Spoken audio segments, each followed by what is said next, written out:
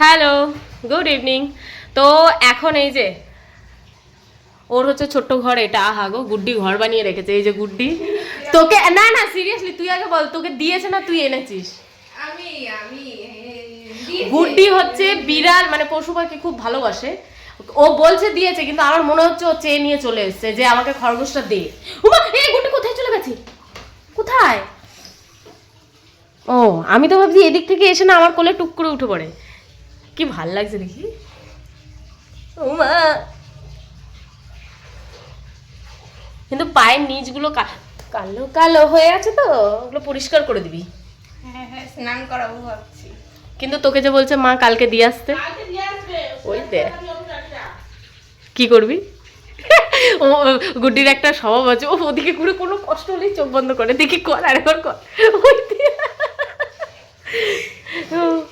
না, তোর কি দিয়ে আসার ইচ্ছা আছে? পিছন থেকে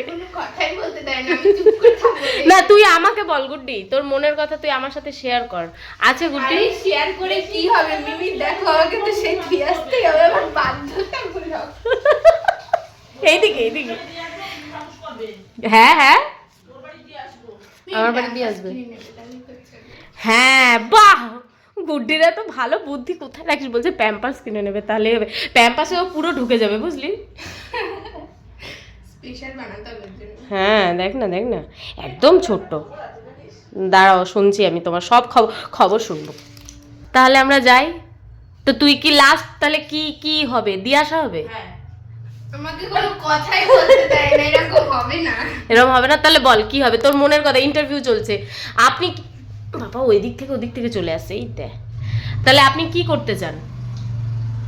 আমার ইচ্ছাতে কোনো কাজ দেবে না, তাই আমাকে মানে দিয়ে আসতে হবে। রাখলে আমার এরকম হয়ে যাবে, তাহলে দিয়ে আসতে হবে।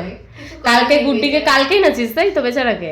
তা কালকে আনার পর ওকে বলেছে যে ওর যার বাড়ি থেকে এনেছে দিয়ে আসতে, বলে আমি বাড়ি চিনি না। সত্যিই চিনিস না? সত্যি কথা বল। না না আমি চিনি না, সত্যি। এই হাসিটা মানেই ও বাড়ি চেনে না। হ্যাঁ, এইসব ঠিক না, আমি চিনি না। তাহলে গোপুর কাছে যাচ্ছে। হ্যাঁ, মিমি কিচ্ছু করার নেই। নো মিমি, টাটা টাটা টাটা টাটা।